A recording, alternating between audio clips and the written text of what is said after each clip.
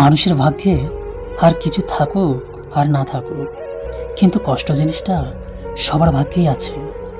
কষ্ট পেলে কি ভালোবাসা হারিয়ে যায়? তা কখনোই না। যে ভালোবাসতে জানে সে হাজারো কষ্টের মাঝে ভালোবাসতে পারে।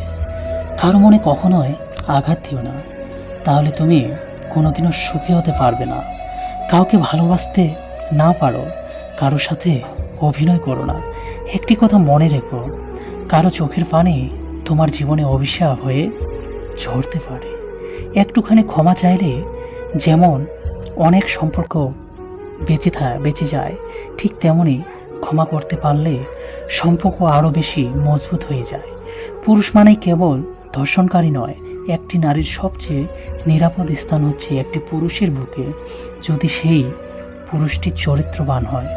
সম্পর্ক ভেঙে দেওয়া খুবই সহজ, কিন্তু হাজারো অবহেলার পরেও দিনের শেষে তুমি কি খেয়েছো এ কথা বলার মতো একটি মানুষ, সে হলো ভালোবাসা। সম্পর্ক সেটাই যেখানে ঝগড়া, মান অভিমান থাকার পরেও কেউ কাউকে ছেড়ে চলে যায় না। জীবনটি খুবই কষ্টের, কিন্তু কাউকে বোঝানো যায় না। মনটি খুবই অসহায়, কিন্তু কাউকে দেখানো যায় না।